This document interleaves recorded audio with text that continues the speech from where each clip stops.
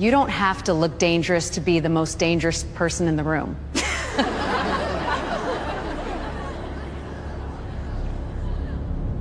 You don't have to look dangerous to be the most dangerous person in the room. The words came from somewhere near the back of the training hall, spoken quietly enough that only a few women heard them, but the silence that followed spread faster than a shout. Danielle Brooks stood barefoot at the edge of the mat, her gray, prison-issued shirt hanging loose over her shoulders, her hands relaxed at her sides. Across from her, 3 women in black belts smiled as if the afternoon had already been decided.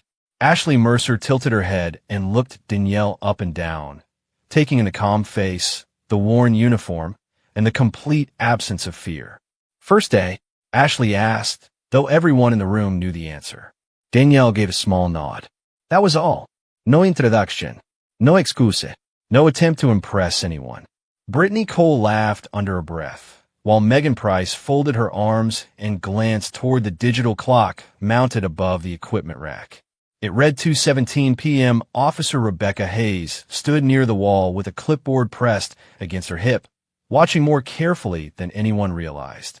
Around them, nearly 24 inmates formed a loose circle, their shoes squeaking against the polished floor as they shifted for a better view. Some looked amused. Others looked uneasy. Tasha Reynolds stood near the back, holding her breath. She had seen Ashley turn newcomers into public lessons before. The pattern was always the same. A joke, a challenge, a moment designed to make someone feel small. Ashley stepped onto the mat and held out a white belt. "Everybody starts somewhere," she said. Danielle looked at the belt, but did not take it. Ashley's smile widened. "What's wrong? You too proud to learn?" Danielle's eyes moved once toward the security camera in the upper corner, then back to Ashley. The small red light was on. Officer Hayes noticed the glance. So did no one else. Brittany moved closer, still smiling. Megan followed. 3 black belts now stood in a half circle around a woman who had not even raised her hands. The room seemed to tighten around them. Ashley dropped the white belt at Danielle's feet. "Pick it up." Danielle looked down at it for a moment, then slowly stepped out of her sandals. The movement was so simple that several women laughed. Tasha did not. She saw the way Danielle placed her feet. Balanced. Quiet. Exact. Officer Hayes lowered the clipboard. Ashley rolled her shoulders and said, "Let's see what you know." The clock above the wall changed to 2:18. Danielle lifted her eyes. "Are you sure?" she asked. Ashley answered with a grin. Someone in the crowd started counting. 1, 2, 3. What happened next was so fast that most of the room understood it only in pieces. A sudden turn, a shift of balance, a hand striking the mat in surrender, then another, then a third. The clock had not reached 2:19. Ashley, Brittany, and Megan were all on the mat, stunned but unharmed, while Danielle knelt beside them, calmly checking that each woman was all right. 52 seconds had passed. No one spoke. Officer Hayes stared at Danielle as if a forgotten memory had just surfaced. Then her expression changed. She had seen that control before, not in this prison, but in an old training file carrying a name Danielle Brooks had hoped no one here would recognize. 4 days earlier, Danielle Brooks had entered Hawthorne State Correctional Facility without drawing more than a few curious looks. The steel door closed behind her with a flat mechanical sound, and the officer at intake pointed her toward the main corridor without ceremony. Danielle carried 1 folded blanket, 2 uniforms, and a small paper bag containing the few personal items the facility allowed. She moved at an even pace, neither slow enough to seem uncertain nor fast enough to attract attention. The women along the corridor watched her the way people in closed places always watch someone new, searching for fear, pride, weakness, or anything that could be used later. Danielle gave them nothing.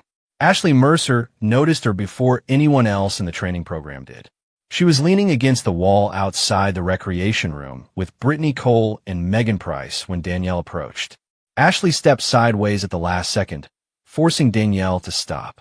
"New transfer," she said, as if reading a label. Danielle looked at her, calm and expressionless. Brittany reached into Danielle's paper bag and lifted out a bar of soap. "Looks like she packed light," she said. Megan laughed. and took the meal card from the top of the bag. Danielle held out her hand. She did not raise her voice. I need that. Ashley looked at the card, then at Danielle. You need to learn how things work here. She let the card fall to the floor. Danielle bent, picked it up, and continued walking. The three women watched her go, disappointed by the lack of a reaction. That evening in the dining hall, Brittany took Danielle's seat moments before she reached the table. Megan slid Danielle's tray several inches away with 2 fingers. Ashley smiled and said, "Plenty of room somewhere else." Danielle picked up the tray and moved without argument. To the room, it looked like surrender. To Tasha Reynolds, seated alone near the far wall, it looked like something else. Danielle had not lowered her eyes. She had not hurried. Most of all, she had not looked surprised.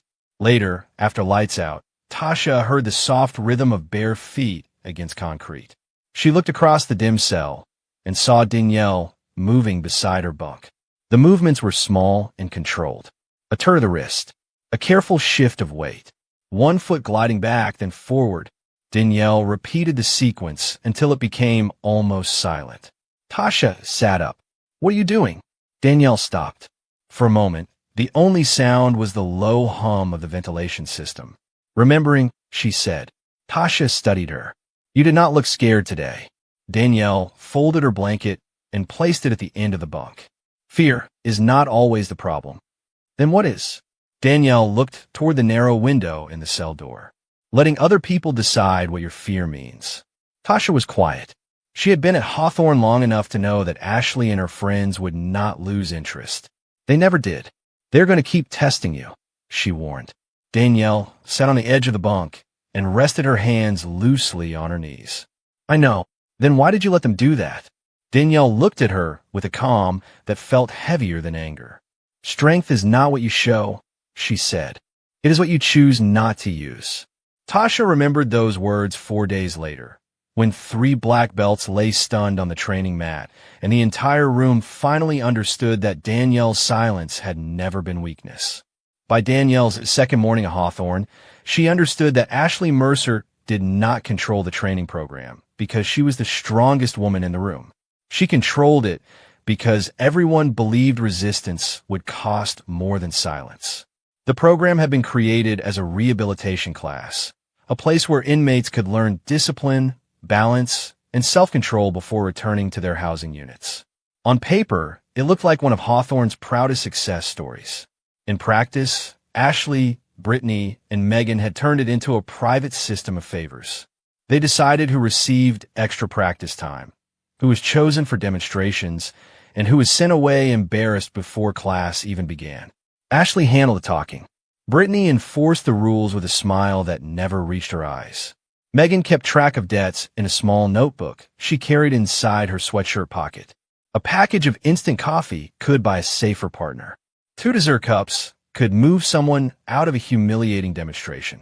A promise to carry a sealed envelope across the recreation wing could erase a week of unwanted attention. The officers saw orderly lines, clean equipment, and women following instructions. They did not see the quiet exchanges near the storage closet or the way conversations stopped whenever Ashley walked past. Danielle saw all of it. She noticed that the newest inmates were always placed closest to the center of the mat. She noticed that Tasha avoided the storage room, even when an officer told her to return equipment. She noticed Megan counting small items after class, while Brittany stood near the door. Most of all, she noticed how Ashley performed kindness whenever Officer Hayes entered the room. "Good posture," Ashley would say loudly, adjusting someone's stance with exaggerated patience. The moment Hayes turned away, her voice changed. "Do not make me explain this twice." Officer Rebecca Hayes had taken over the program only 3 weeks earlier. She was experienced enough to sense that something was wrong, but careful enough not to accuse anyone without proof. Ashley had a clean conduct record, several positive evaluations, and a reputation for helping staff maintain order. Every complaint against her had been withdrawn. Every witness claimed there had been a misunderstanding. Danielle recognized the pattern because fear rarely announced itself. It hid inside changed stories, lowered eyes, and people insisting everything was fine. During the afternoon session, Ashley called a young inmate named Carla to the front and asked her to demonstrate a basic escape. Carla froze. Ashley smiled for the room and repeated the instruction. Carla tried, made a small mistake, and immediately apologized.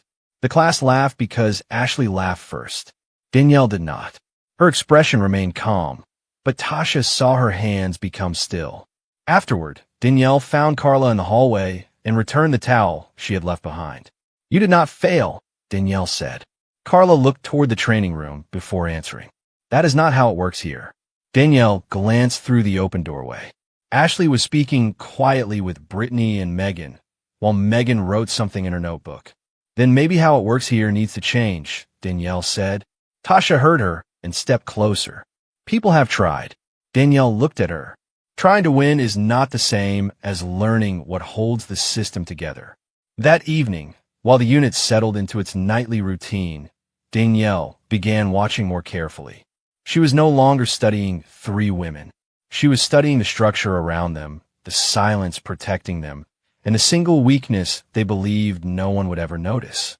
Before Hawthorne, before the gray uniform and the steel doors, Danielle Brooks had spent 12 years teaching women how to remain calm when fear tried to take control. Her small training center stood between a laundromat and a family-owned grocery store in West Baltimore, with faded blue mats, secondhand equipment, and a hand-painted sign above the entrance that read Brooks Self-Defense and Wellness. Danielle never cared about trophies on the wall, although she had earned plenty. She cared about the women who arrived with lowered voices, uncertain steps, and stories they were not ready to tell. Some came because they wanted exercise. Others came because they needed to feel safe walking from a parking lot to their front door. Danielle taught them balance, awareness, and the importance of leaving danger before pride turned a bad moment into something worse. Her rule was simple. The goal was never to prove who was stronger. The goal was to go home. That rule had guided every class until the night it was used against her. Her closest friend, Alicia Grant, had been trying to leave a controlling marriage for nearly a year.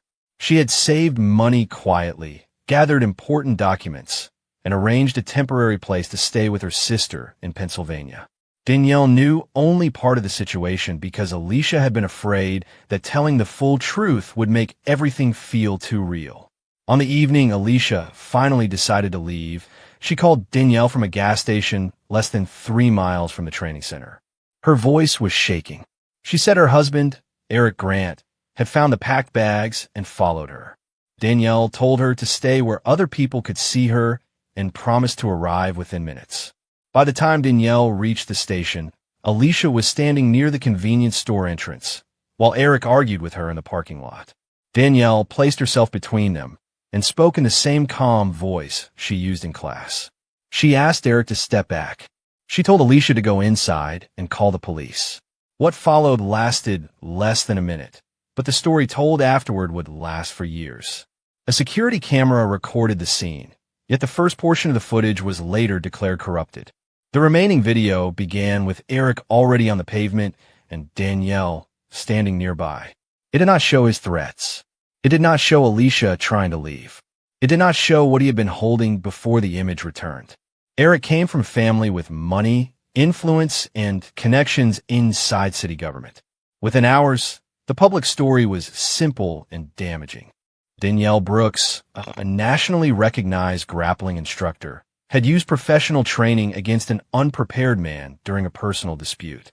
The prosecutor described her skill as an unfair advantage. News reports repeated the phrase until it sounded like fact.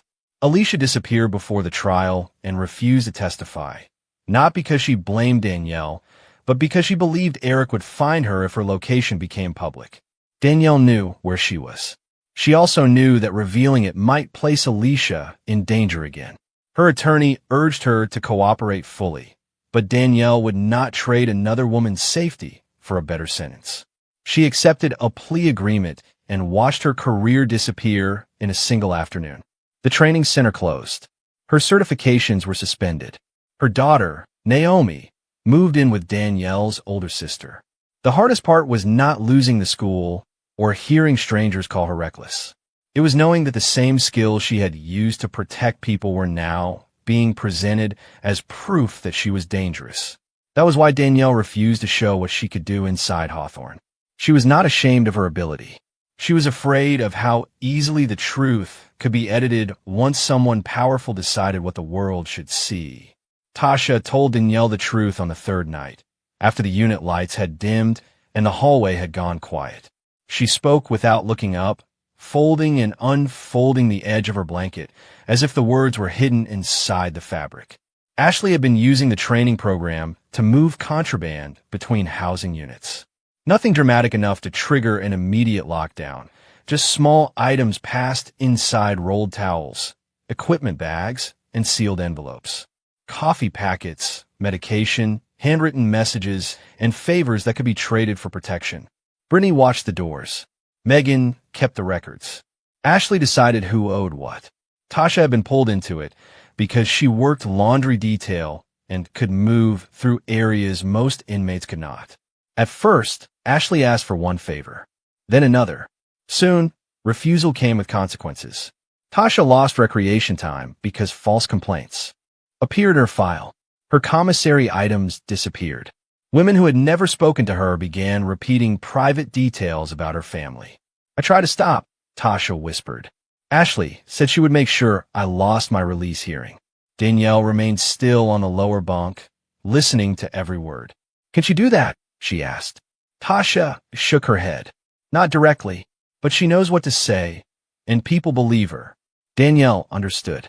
Power did not always come from authority.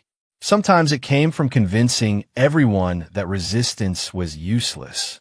The next morning, Danielle approached Officer Hayes near the equipment room. She did not accuse Ashley. She asked a question. How often do the cameras in here lose footage? Hayes looked at her carefully. Why? Because people act differently when they think no one is watching. Hayes lowered her voice. You know something? Danielle glanced toward the mat, where Ashley was leading warm-ups with perfect posture and a patient smile. I know fear has a routine. Hayes did not answer immediately. She had suspected that complaints were being buried, but suspicion was not enough. Ashley's conduct record was spotless. Every inspection ended clean.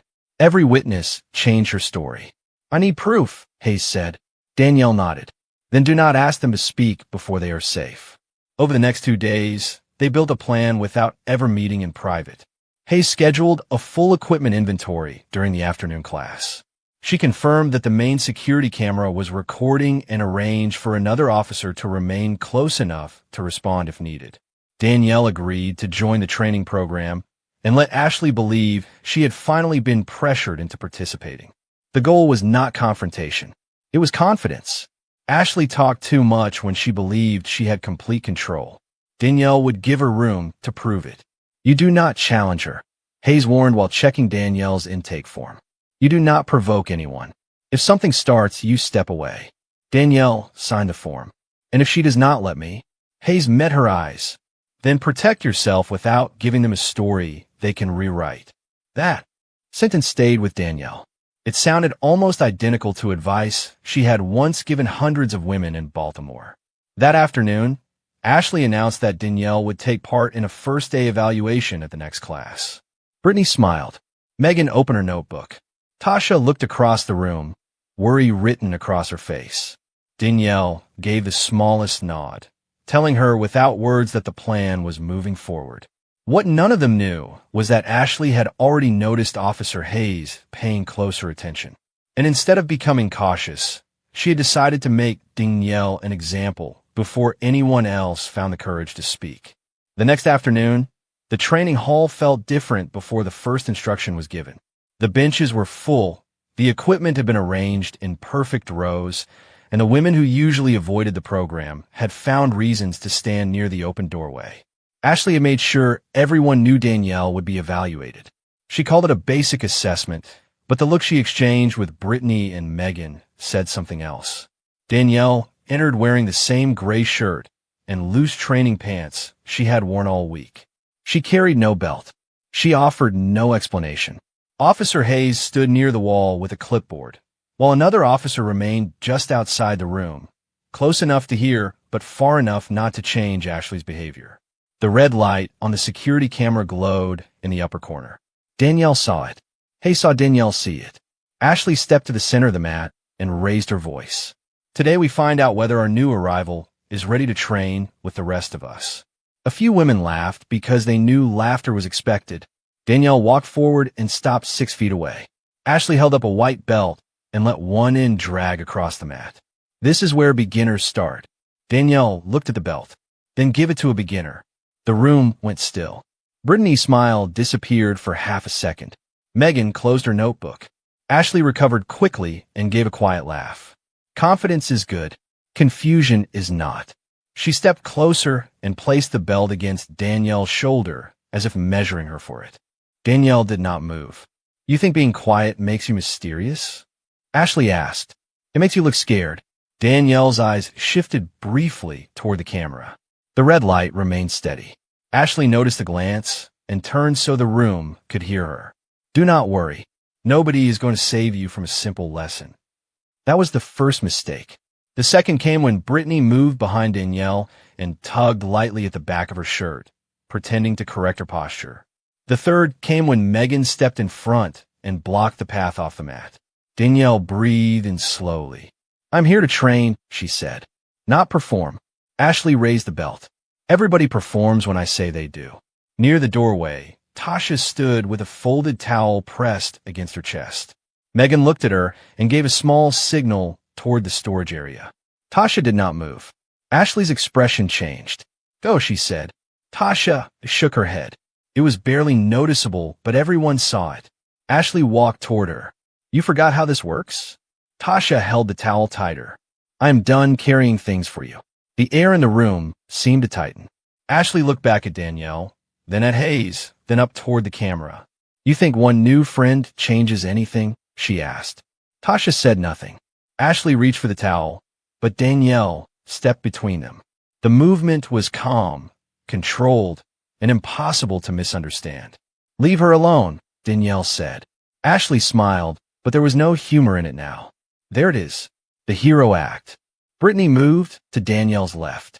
Megan moved to her right. Officer Hayes lowered her clipboard. Danielle kept her hands open and visible. This does not have to become anything else. Ashley lifted the white belt and dropped it at Danielle's feet. Pick it up. Danielle looked at the belt, then at Tasha, then at the camera. The red light blinked once and went dark. Hayes stared upward. Danielle understood immediately. The plan had changed. Ashley stepped closer and said, Now nobody gets to tell the story but us. Danielle kept her eyes on Ashley, but every part of her attention widened to include the room.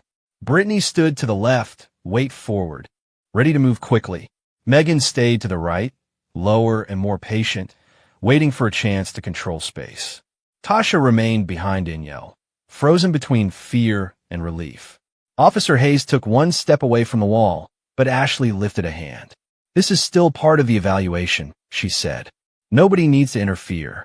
Hayes looked toward the dark camera, then back at Danielle. The session is over, she said. Ashley ignored her. Walk away, Danielle said quietly. Ashley smiled. You first. Brittany moved before the words had fully settled. She stepped in fast, expecting Danielle to retreat. Danielle did not. She shifted just enough to redirect the movement, guided Brittany past her center, and lowered her safely to the mat. Brittany reached for balance, but Danielle controlled the arm and held it without forcing it. Tap, Danielle said. Brittany resisted for 1 second, then struck the mat with her free hand. The room gasped. Danielle released immediately and rose. Ashley's face changed. The amusement was gone. Megan came next, closing distance with both hands raised to control Danielle's shoulders. Danielle turned with the pressure instead of fighting it.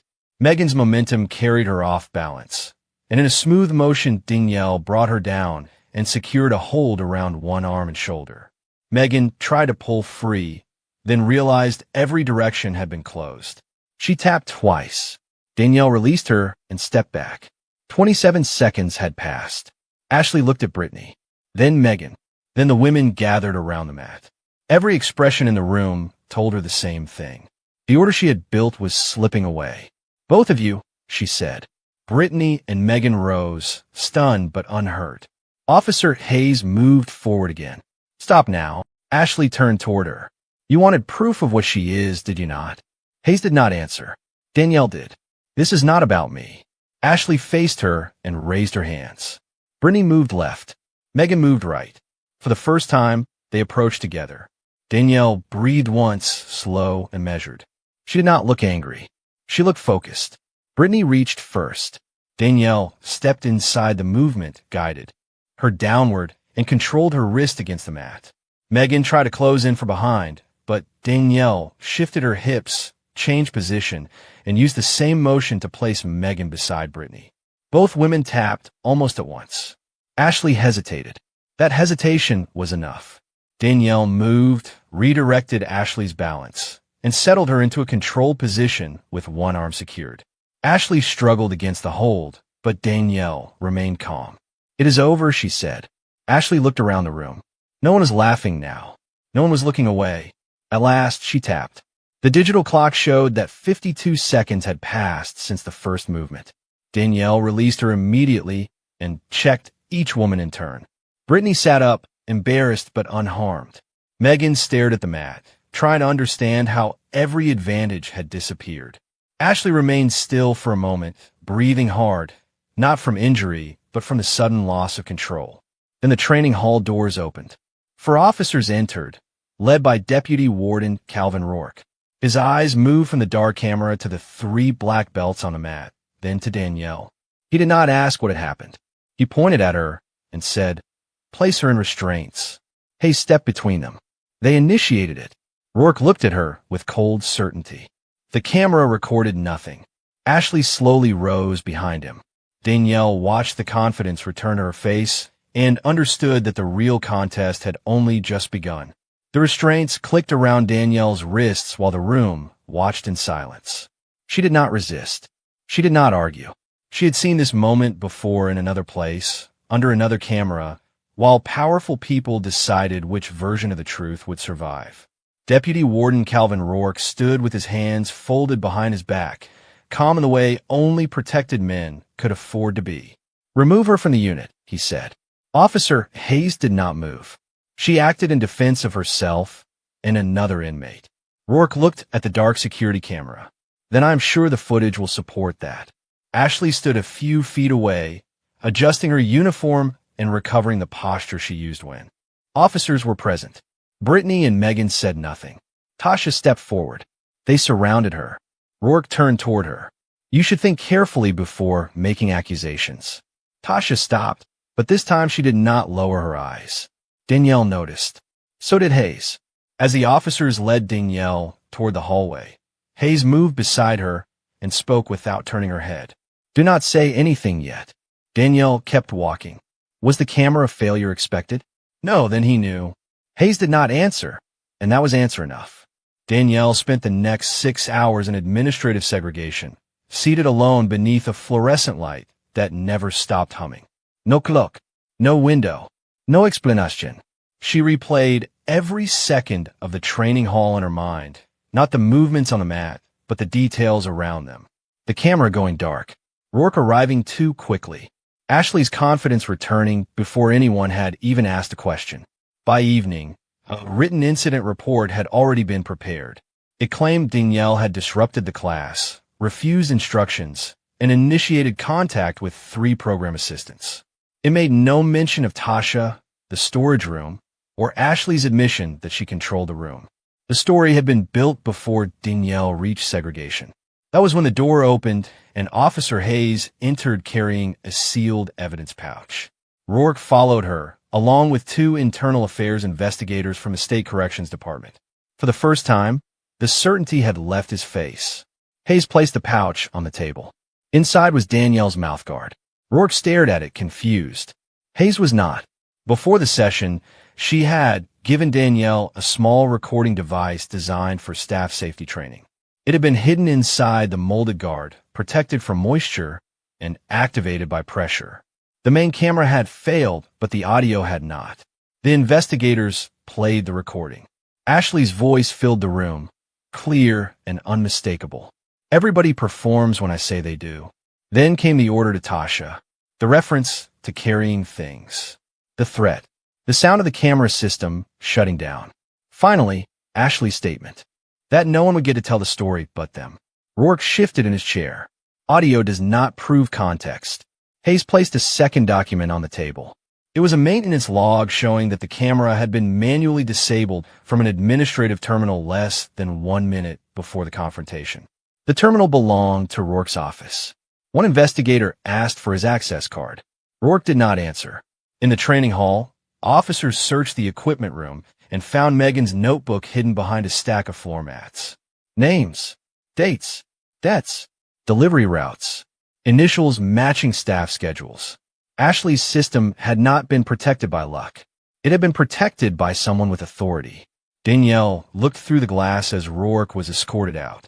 Hayes turned to her. You knew the camera could fail? Danielle shook her head. I knew people who control the story usually prepare more than one ending. Hayes unlocked the restraints. This time, so did we.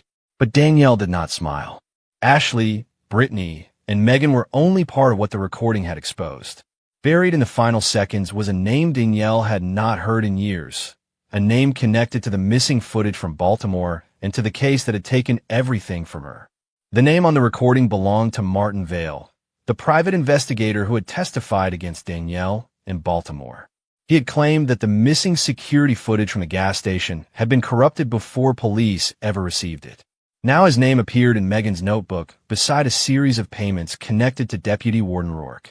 Internal Affairs did not yet know why a prison official and a former investigator were linked, but Officer Hayes understood what the connection might mean.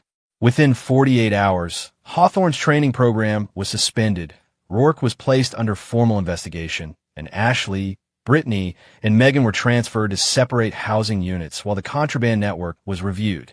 Tasha gave a full statement. So did Carla. Then 2 more women came forward. Once the first voice broke the silence, the others followed. Danielle returned to the general unit without a disciplinary charge. The incident report accusing her of starting the confrontation was withdrawn, and the state corrections director ordered every disabled camera log from the previous year to be examined. For the first time since arriving at Hawthorne, Danielle walked through the recreation wing without hearing laughter behind her. The atmosphere had changed, not because people feared her, but because the power Ashley had built no longer seemed permanent. A week later, Hayes found Danielle standing outside the closed training room. The white belt still lay on a shelf inside, folded beside the inventory forms. The department wants to reopen the program, Hayes said. They asked whether you would help. Danielle looked through the window at the empty mats. As an assistant, as the person who writes the new rules, Danielle was quiet for a long moment. No rankings, she said. No special treatment. No one gets used as an example. Hayes nodded. Anything else? Danielle looked toward Tasha, Carla, and several other women waiting in the hallway. Everybody learns how to leave a bad situation safely. Nobody learns how to control the room through fear. The program reopened 2 weeks later. Danielle removed the colored belts from the wall and replaced them with a simple sign. Respect is practiced, not awarded. The first class began without demonstrations or public tests. Women worked in pairs, changed partners by choice, and stopped whenever they felt uncomfortable. Tasha volunteered to help organize equipment. Carla became the first person to ask a question without apologizing. Even the officers noticed how quiet the room felt. Not the silence of fear, but the calm of people who knew they would be heard. 3 months later, Danielle was called to the visitation building. A civil rights attorney named Grace Holloway waited behind the glass with a laptop and a thick folder.